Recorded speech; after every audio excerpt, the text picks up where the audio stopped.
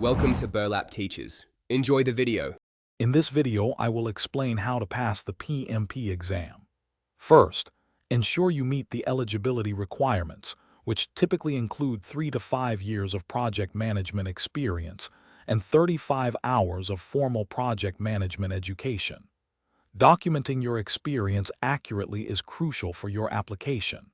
This foundational step sets you up for success and prepares you for the next stages. Once eligible, create a structured study plan.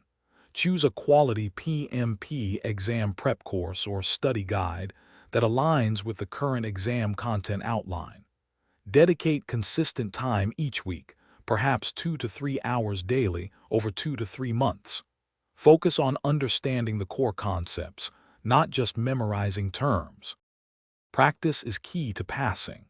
Take many full-length practice exams to simulate the real test environment and identify your weak areas.